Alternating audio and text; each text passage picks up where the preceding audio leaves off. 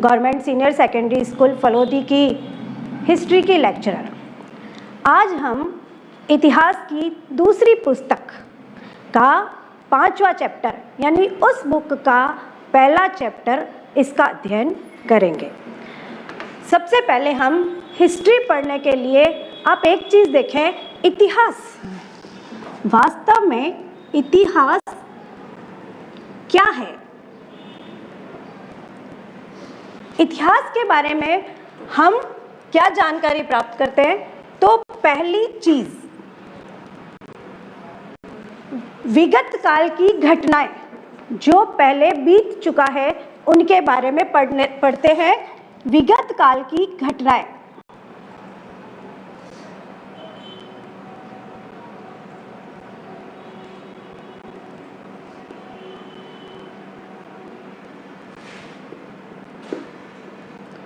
और दूसरा, जब हम इन घटनाओं के बारे में जानकारी प्राप्त कर लेते हैं तो उन विषयों का निर्धारण करते हैं।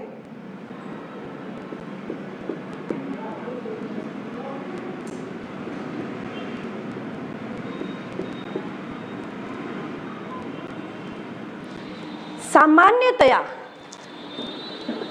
किसी भी घटना को हम सीधा का सीधा सुन के इतिहास के बारे में जानकारी प्राप्त नहीं कर सकते, इसलिए पहले उन घटनाओं की खोज की जाती है और फिर उन घटनाओं से उन विषयों का निर्धारण किया जाता है, तब हमें इतिहास के बारे में जानकारी प्राप्त होती है।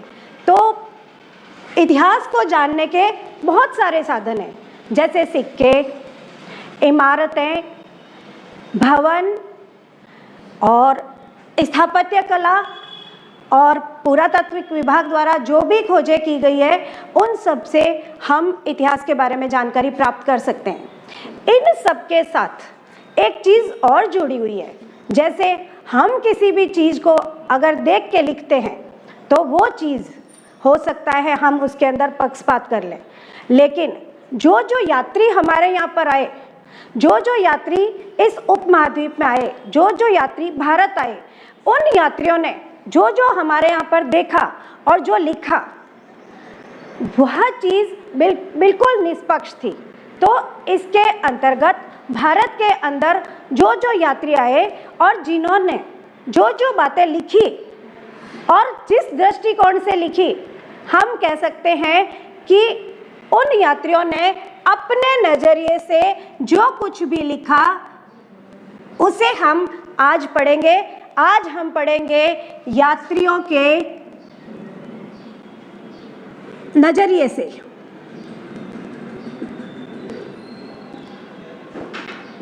यात्रियों के नज़रिए से मतलब उन यात्रियों ने हमारे यहाँ पर क्या देखा और उन्होंने क्या क्या लिखा। तो यात्रियों के नज़रिए से के अंतर्गत जो यात्री आए, आज हम जिन यात्रियों के बारे में पढ़ेंगे वो मध्यकाल के अंतर्गत आए थे। तो जो मध्यकाल के अंतर्गत आए उन्होंने मध्यकाल समाज के बारे में अपनी राय बताई और उन्होंने अपनी राय भी ऐसे सामान्य तौर पर नहीं, या तो उन्होंने कोई पुस्तक लिखी या उन्होंने अपने यात्राओं के वृत्तांत को किसी भी जगह पर लिख के हमें बताया कि उन्होंने यहाँ पर क्या क्या देखा। तो सबसे पहला प्रश्न हमारे पास ये बनता है बच्चों कि यात्री यहाँ पर आए ही क्यों, या यात्री किसी स्थान पर जाते क्यों, यात्री यहाँ पर क्यों आते हैं, ये भी एक क्वेश्चन बनेगा। जब पाठ स्टार्ट होता है तो पहला क्वेश्चन यही बनेगा कि हमारे यहाँ पर यात्री क्यों आए।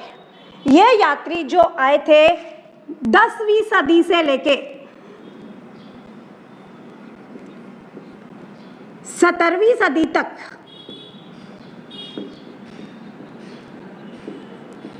मध्यकाल के अंतर्गत जो आए थे, आज हम उनके बारे में जानकारी प्राप्त करेंगे। अब सबसे पहली बात, कोई भी यात्री वो टाइम आज के समय के अंतर्गत तो बच्चों हम देखते हैं कि यात्रा करना बहुत ही आसान है, बहुत ही आसान, कोई प्रॉब्लम नहीं। लेकिन उस समय जो शताब्दी 1000, 1017, 1011, 1014 अपन पढ़ेंगे 1010 से लेके 1017 के बीच की शताब्दी के बारे में। तो उस समय तो यात्रा करना बहुत ही जोखिम भरा होता था। तो यात्री यात्रा क्यों करते थे? तो पहला क्वेश्चन अपने बनेगा, यात्री यात्रा क्यों करते थे?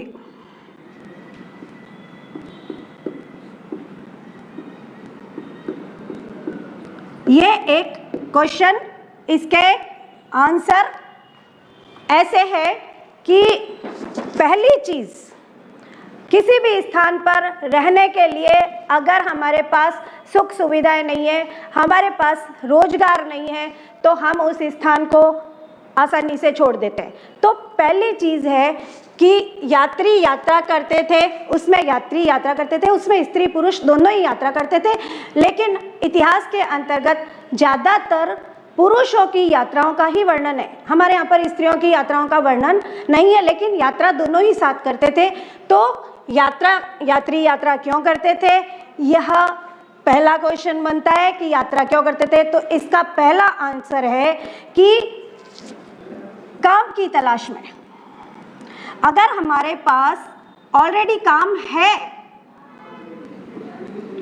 तो हम यात्रा क्यों करेंगे? तो सबसे पहली चीज वह रोजगार या काम की तलाश में यात्रा करते थे। दूसरा, किसी स्थान पर अगर किसी प्रकार की आपदा या विपत्ति आ जाए तो हम वह स्थान छोड़ देते हैं। तो दूसरा कारण था प्राकृतिक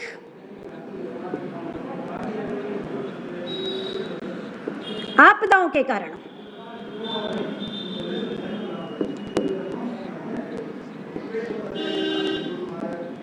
अगर कहीं पर सूखा पड़ा है, कहीं पर बाढ़ आई है या इसी तरीके से कोई महामारी फैल गई है, तो वह लोग वहां से दूसरे स्थान पर चले जाते थे। तो दूसरा है प्राकृतिक आपदाओं के कारण वह यात्रा करते थे। तीसरा, व्यापार करने के लिए।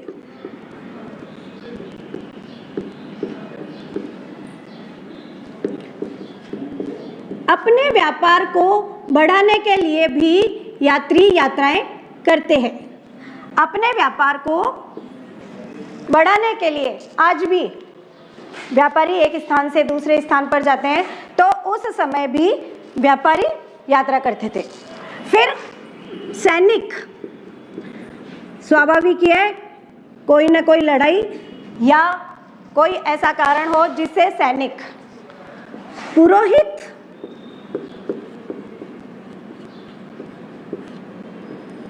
पंडित, ये सभी भी एक स्थान से दूसरे स्थान पर ये लोग तीर्थ यात्रा के हिसाब से भी चले जाते थे।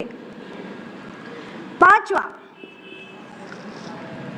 हम देखते हैं कुछ लोग एडवेंचर के शौकीन होते हैं, तो वह अपने साहस के कारण भी यात्रा करते थे। तो हमारे पास 5 कारण हो गए। क्वेश्चन ही पहला चैप्टर स्टार्ट होते ही बन जाता है कि यात्रा क्यों करते हैं। पहला, काम की तलाश में, प्राकृतिक आपदाओं के कारण, व्यापार करने के कारण, सैनिक, सेना के कुछ कार्यों के कारण, पुरोहित, पंडित, तीर्थ यात्राओं के कारण, और कुछ लोग अपने साहस के कारण भी यात्रा करते थे। तो इस समय हम देखते हैं इन भावनाओं से ओतप्रोत होकर इन लोगों ने यात्राएं की। अब जिन्होंने इस टाइम यात्राएं की उसमें अपन 3 यात्रियों का नाम प्रमुख रूप से ले सकते हैं, जिन्होंने 11वीं, 14वीं और 17वीं शताब्दी में यात्राएं की। हमारे पास 3 यात्रियों के नाम हैं अल बरूनी,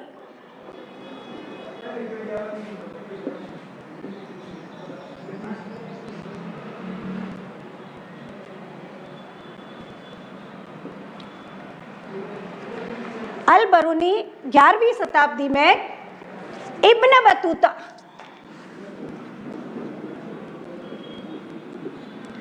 इब्न बतूता इसने 14वीं शताब्दी में, और तीसरा फ्रांसवा बर्नियर, फ्रांसवा बर्नियर इसने 17वीं शताब्दी में यात्रा की।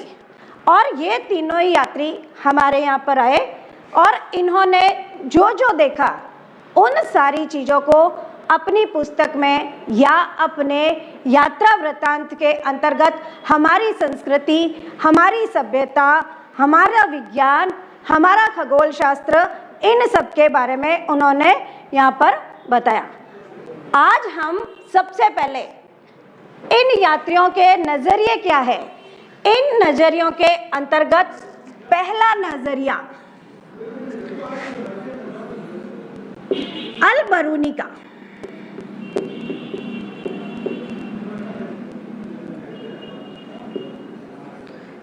इसके नज़रिए के बारे में पढ़ेंगे कि अल बरूनी जब 11वीं शताब्दी में भारत आया तो उसका नज़रिया क्या था, और उसके बारे में हम कह सकते हैं ख्वारिज्म से पंजाब तक, ख्वारिज्म से पंजाब तक, इसका मतलब है इसका उठाव या इसका जन्म, इसकी रवानगी ख्वारिज्म से लेके पंजाब तक, हमारे यहाँ तक क्यों आया, कैसे आया, किसके साथ आया और इसकी खुद की क्या क्या विशेषताएं थी। पहला अल बरूनी का जन्म, इसका जन्म 973 ईस्वी में हुआ। अल बरूनी का जन्म 973 ईस्वी में हुआ और यह आज के उज्बेकिस्तान, आज के उज्बेकिस्तान का ख्वारिज्म, इस स्थान पर इसका जन्म हुआ। सबसे बड़ी बात, उस समय ख्वारिज्म शिक्षा का गढ़ या हम कह सकते हैं शिक्षा का केंद्र था। तो स्वाभाविक है अगर वह व्यक्ति ख्वारिज्म से उठा हुआ है तो काफ़ी अच्छी इसकी शिक्षा थी, काफ़ी सारी भाषाओं का यह ज्ञाता था। भाषाओं का ज्ञान, इसे बहुत सारी भाषाओं का भी ज्ञान था। जब अच्छी शिक्षा प्राप्त की है तो इसको सीरियाई, फारसी, हिब्रू और संस्कृत, सीरियाई, फारसी और हिब्रू, इन भाषाओं का इसे ज्ञान था। इसके अंतर्गत सबसे पहले एक क्वेश्चन बनता है, अल बरूनी का जन्म कब हुआ, अल बरूनी कहाँ का था और उसे कौन कौन सी भाषाओं का ज्ञान था। एक क्वेश्चन और बनता है कि उसे किस भाषा का ज्ञान नहीं था, उसे यूनानी भाषा का ज्ञान नहीं था। ये आपके शॉर्ट क्वेश्चन बनता है।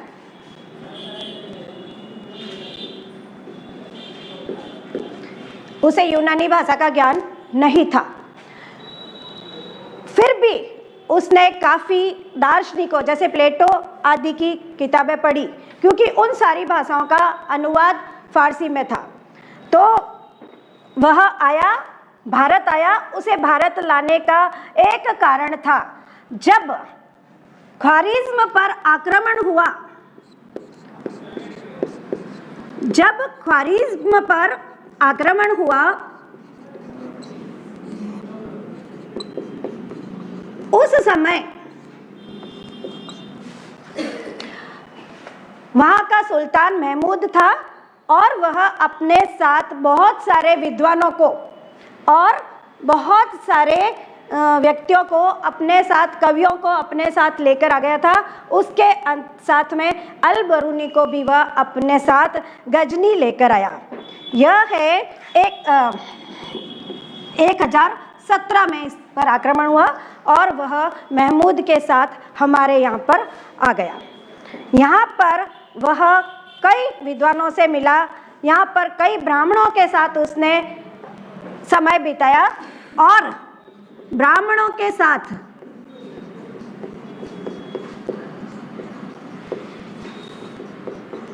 उसने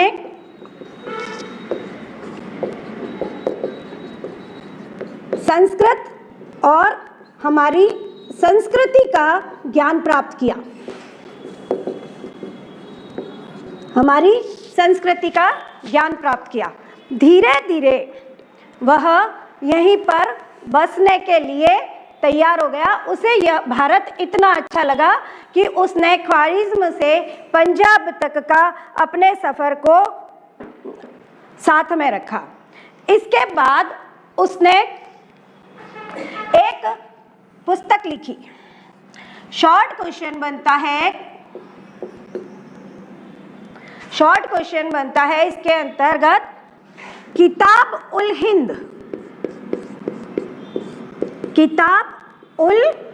हिंद एक पुस्तक लिखी उसने। ये सवाल बनेगा हमारे कि अल बरूनी की लिखी पुस्तक का क्या नाम था। इस किताब के अंतर्गत, या ये कह सकते हैं इस किताब की क्या विशेषताएं थी। यह किताब अरबी भाषा में लिखी हुई थी। इस किताब के अंतर्गत ज़्यादा से ज़्यादा जानकारी भारत के खगोल शास्त्र, धर्मशास्त्र, संस्कृति के बारे में दी गई थी। यह एक विस्तृत ग्रंथ था। इसने बहुत बड़ी किताब लिखी और इसमें 80 अध्याय थे। इसके अंतर्गत 80 अध्याय थे। इस ग्रंथ के अंतर्गत उसने धर्म, दर्शन, खगोल विज्ञान,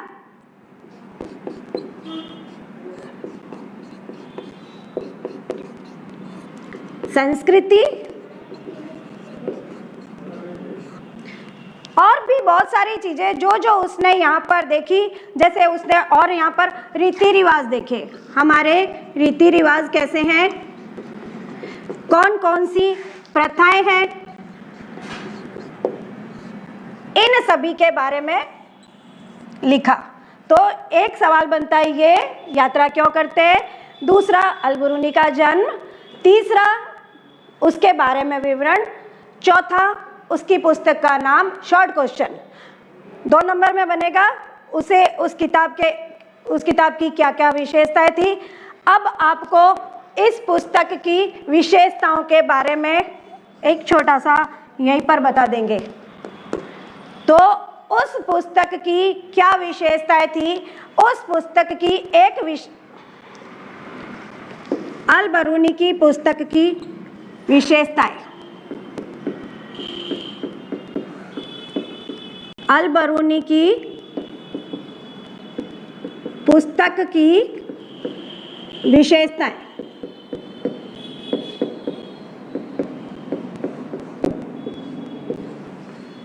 हर लेखक का, हर व्यक्ति का कुछ न कुछ अंदाज होता है, एक स्टाइल होती है, एक नजरिया होता है कि वह किस प्रकार से अपनी पुस्तक को या अपनी चीज को लोगों के सामने प्रदर्शित करे। तो इस किताब के अंतर्गत एक प्रमुख चीज थी कि यह किताब एक अपने अंदाज में थी, अपने अलग अंदाज में थी और ये अंदाज उसके पुस्तक जब शुरू होती तो उसके अंतर्गत प्रारंभ के अंतर्गत एक प्रश्न होता था। हम सामान्यतः देखते हैं कि किसी भी चीज की स्टार्टिंग प्रश्न से नहीं होती है, लेकिन इसकी विशेषता थी कि ये भी हमारा एक क्वेश्चन है, इंपॉर्टेंट समझ लो आप इसको, कि उस पुस्तक के प्रारंभ में एक प्रश्न होता था, उसके बाद उसका हल और उसके बाद तुलनात्मक अध्ययन।